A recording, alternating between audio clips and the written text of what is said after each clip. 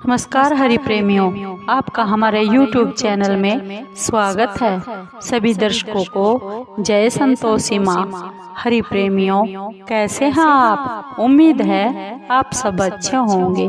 आइए आज का प्रसंग शुरू करते हैं। आज का प्रसंग है जय संतोषी माँ, संतोषी माँ की कहानी। हरि प्रेमियों, संतोषी माँ की कहानी शुक्रवार की होती है।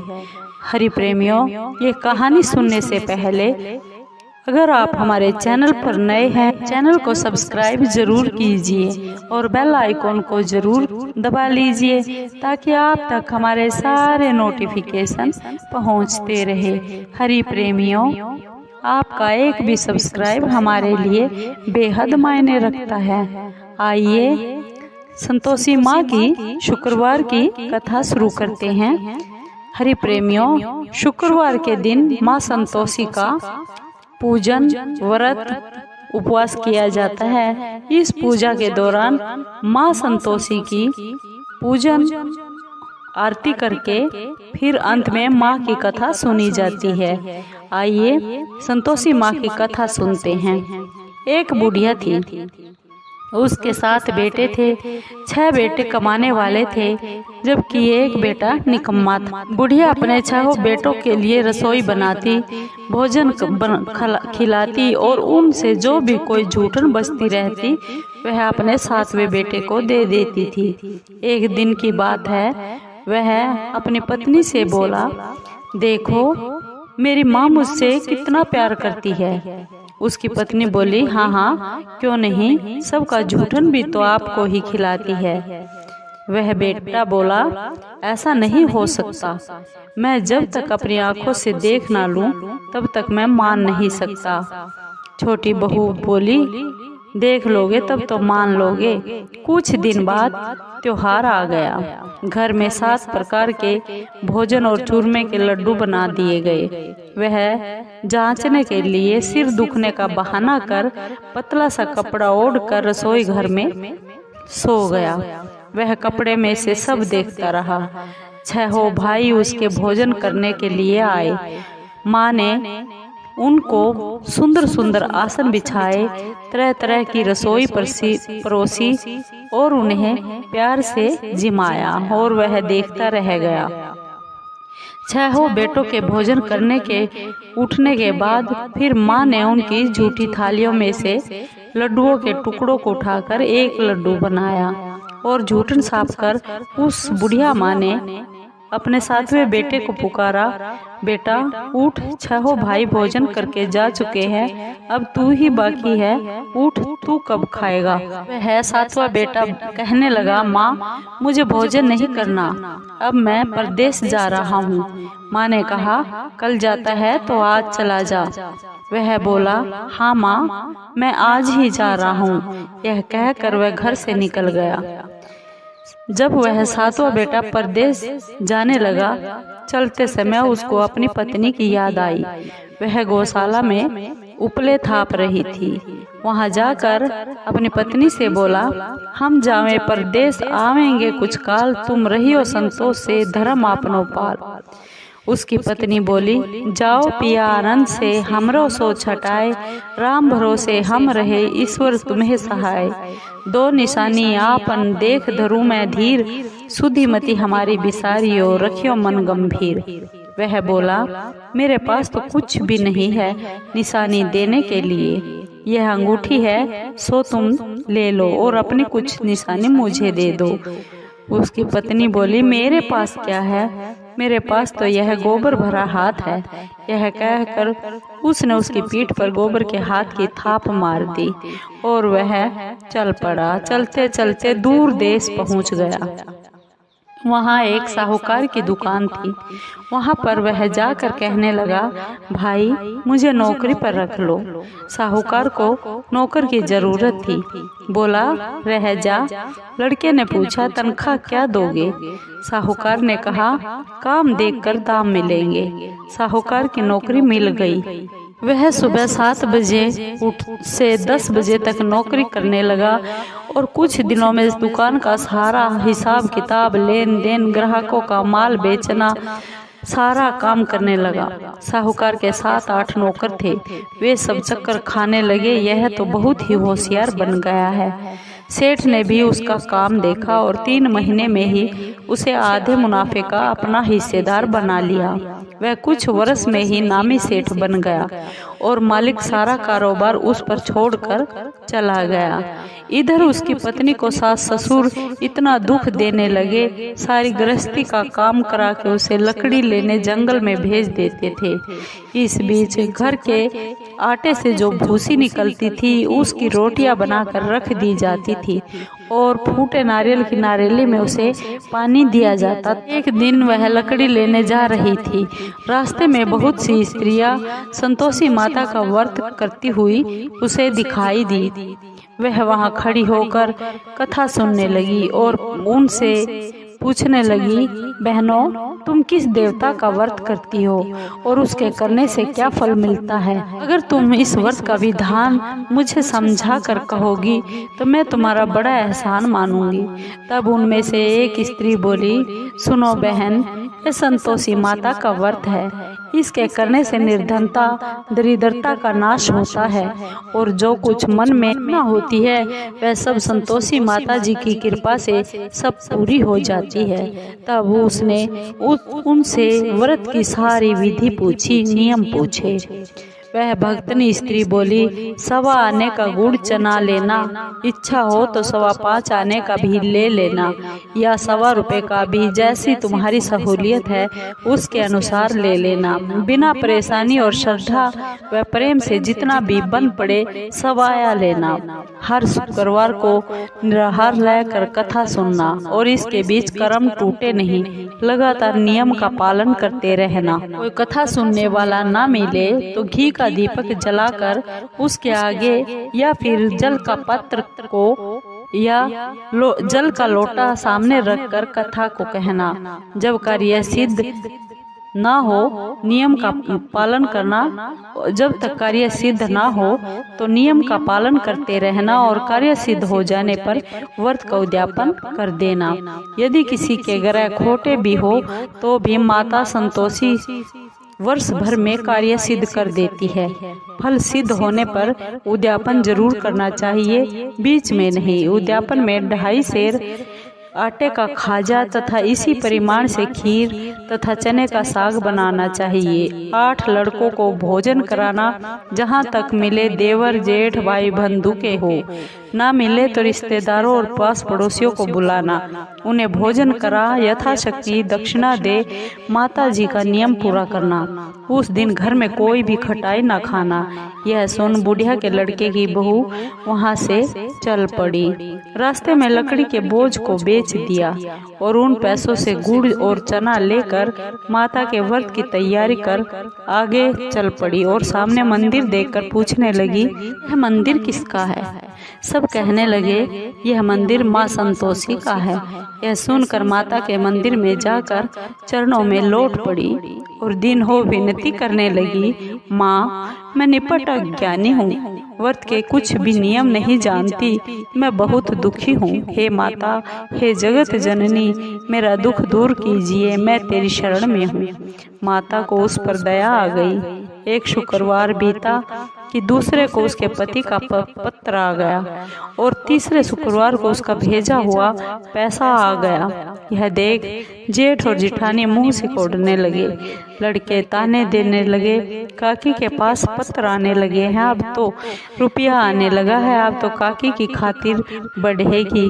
बेचारी सरलता से कहती, भैया कागज आवे या रुपया आवे, हम सब के लिए अच्छा है। ऐसा कहकर आंखों में आंसू भरकर माँ संतोषी के मंदिर में आ मातेश्वरी के चरणों में गिरकर रोने लगी। माँ, मैंने तुमसे पैसा कब मांगा है? मुझे पैसे से क्या काम है? मुझे तो मेरे सुहाग से काम है। मैं तो अपने स्वामी के दर्शन चाहती हूँ। तो माँ ने प्रसन्न होकर कहा, जा बेटी, तेरा स्वामी आएगा, तेरा सुहाग आएगा। यह सुनकर खुशी से बावली होकर वह घर में जाकर काम करने लगी। अब संतोषी माँ विचार करने लगी, इस भोली पुत्री को मैंने कह तो दिया कि तेरा पति आएगा, लेकिन आएगा कहाँ से? वह तो इसे सोपन में भी याद नहीं करता। उसे याद दिलाने के लिए तो मुझे ही जाना पड़ेगा। इस तरह माता जी संतोषी माँ ने उस बुढ़िया के बेटे के पास जा स्वप्न में प्रकट होकर कहने लगी, साहूकार के बेटे सो रहा है या जाग रहा है? वह कहने लगा, माँ सोता भी नहीं और जागता भी नहीं हूँ, कहिए क्या आज्ञा है? माँ कहने लगी, तेरे घर बार कुछ है कि नहीं? वह बोला, मेरे पास सब कुछ है, माँ है, बाप है और बहू है। माँ क्या कमी है मेरे पास? माँ बोली, भोले पुत्र तेरी बहू घोर कष्ट उठा रही है, तेरे माँ बाप उसे बहुत परेशानी दे रहे हैं, वह तेरे दर्शन के लिए तरस रही है, तू उसकी सुध ले। वह बोला, हाँ माता जी, यह तो मुझे मालूम है, परंतु मैं जाऊं कैसे? परदेश की बात है, लेन देन का कोई हिसाब नहीं, कोई जाने का रास्ता नहीं नजर आता, कैसे मैं चला जाऊं? माँ कहने लगी, मेरी बात मान, सवेरे नहा धोकर संतोषी माँ का नाम ले, घी का दीपक जलाकर दंडवत कर दुकान पर जा बैठ और देखते ही देखते सारा लेन देन चुक जाएगा, जमा का माल बिक जाएगा, सांझ होते होते धन का बहुत भारी ढेर लग जाएगा। अब बूढ़े की सपने की वह बात मानकर वह नहा धोकर संतोषी माता को दंडवत कर घी का दीपक जला दुकान पर जा बैठा। थोड़ी देर में देने वाले रुपया ला कर देने लगे और लेने वाले अपना हिसाब लेने लगे। कोठे में भरे सामान के खरीदार नकद दाम दे सौदा करने लगे। शाम तक धन का भारी ढेर लग गया। मन में माता का नाम ले चमत्कार देख प्रसन्न होकर घर ले जाने के वास्ते गहना कपड़ा सामान खरीदने लगा। यहाँ काम से निपट वह तुरंत घर को रवाना हो गया। उधर उसकी पत्नी जंगल में लकड़ियाँ लेने जाती है और लौटते वक्त माता जी के मंदिर में विश्राम करती है। वह तो उसके प्रतिदिन रुकने का जो स्थान ठहरा। धूल उड़ती हुई देख वह माँ से पूछती है, हे माता, ये धूल कैसे उड़ रही है? माता ने कहा, हे पुत्री, तेरा पति आ रहा है, अब तू ऐसा कर, लकड़ियों के 3 बोझ बना ले, एक नदी के किनारे रख, दूसरा मेरे मंदिर, तीसरा अपने सिर पर रख ले। तेरे पति को लकड़ियों का गट्ठर देखकर मोह पैदा होगा, वह यहाँ रुकेगा, नाश्ता और पानी खाकर माँ से मिलने जाएगा। तब तू लकड़ियों का बोझ उठाकर जाना और चौक में गट्ठर डालकर जोर से आवाज लगाना, लो सासू जी, लकड़ियों का गट्ठर लो, भूसी की रोटी दो, नारियल के खोपड़े में पानी दो, आज मेहमान कौन आया है? माता जी से बहुत अच्छा कहकर वह प्रसन्न मन से लकड़ियों के 3 गट्ठर बनाती है, एक नदी के किनारे पर और एक माता जी के मंदिर पर रखा। इतने में वह मुसाफिर आ पहुंचा। सूखी लकड़ियां देखकर उसकी इच्छा उत्पन्न हुई कि हम यहीं पर विश्राम करते हैं और यहीं पर भोजन पानी बनाकर खा पी कर फिर गांव जाएंगे। इसी तरह रुककर भोजन बनाया, विश्राम करके वह गांव को गया। सबसे बड़े प्रेम से मिला। उसी समय सिर पर लकड़ी का गट्ठर लिए वह उतावली सी आती है। लकड़ियों का भारी बोझ आंगन में डालकर जोर से 3 आवाज लगाती है, लो सासू जी, लकड़ियों का गट्ठर लो, भूसी की रोटी दो, आज कौन मेहमान आया है, नारियल के खोपड़े में पानी दो। यह सुनकर उसकी सास बाहर आकर अपने दिए हुए कष्टों को भुलाने के लिए कहती है, बहू ऐसा नहीं कहते, तेरा मालिक ही तो आया है, आ बैठ, मीठा भात खा, कपड़े गहने पहन, भोजन कर। उसकी आवाज सुन उसका पति बाहर आता है। अंगूठी देखकर वह व्याकुल हो जाता है। माँ से पूछता है, माँ यह कौन है? माँ बोली, बेटा यह तेरी बहू है, जब से तू यहाँ से गया है तब से सारे गांव में भटकती फिरती है, घर का काम काज कुछ नहीं करती, पहर आकर खाना खा जाती है। वह बोला, ठीक है माँ, मैंने इसे भी देखा और तुम्हें भी देख लिया, अब दूसरे घर की चाबी दो, उसमें रहूंगा। माँ बोली, ठीक है बेटा, जैसी तेरी मर्जी वैसा कर। तब वह दूसरे मकान की तीसरी मंजिल का कमरा खोलकर सारा सारा सामान जमा लेता है। एक दिन में राजा के महल जैसा ठाठ बाट बन गया। अब क्या था, बहू सुख भोगने लगी। इतने में शुक्रवार आ गया। शुक्रवार व्रत के उद्यापन में हुई भूल किया खटाई का इस्तेमाल उसने अपने पति से कहा, मुझे संतोषी माता के व्रत का उद्यापन करना है। पति बोला, खुशी से कर लो। वह उद्यापन की तैयारी करने लगी। जिठानी के लड़कों को भोजन के लिए कहने लगी। उन्होंने मंजूर कर लिया, परंतु पीछे से जिठानी ने अपने बच्चों को सिखा दिया कि देखो, भोजन के समय खटाई जरूर मांगना, जिससे उसका उद्यापन पूरा ना हो। लड़के जीवने के लिए आ गए और खीर और खाना पेट भर कर खा लिया, परंतु बाद में खाते ही कहने लगे, हमें खटाई दो, खीर खाना हमको नहीं भाता। यह देखकर अरुचि होती है। वह कहने लगी, भाई, खटाई किसी को नहीं दी जाएगी, यह तो माँ संतोषी का प्रसाद है। लड़के उठकर खड़े हो गए और बोले, पैसा लाओ। भोली बहू कुछ भी नहीं जानती थी, उन्हें पैसे दे दिए। लड़के उसी समय हट करके इमली खटाई लेकर खाने लगे। यह देखकर बहू पर माताजी ने कोप किया। राजा के दूत उसके पति को पकड़ कर ले गए। जेठ और जेठानी मन माने वचन कहने लगे, लूट लूट कर धन इकट्ठा करके लाया है, अब सब मालूम पड़ जाएगा जब जेल की मार खाएगा। बहू से यह सब वचन सहन नहीं हुए। रोती हुई माताजी के मंदिर में गई और कहने लगी, हे माता, तुमने यह क्या कर दिया? हंसा कर अब भक्तों को क्यों रुलाने लगी हो? माँ बोली, बेटी, तूने उद्यापन करके मेरा व्रत भंग कर दिया है। वह कहने लगी, माता जी, मैंने कुछ अपराध नहीं किया, मैंने तो भूल से लड़कों को पैसे दे दिए थे, मुझे क्षमा करो, मैं फिर तुम्हारा उद्यापन करूंगी।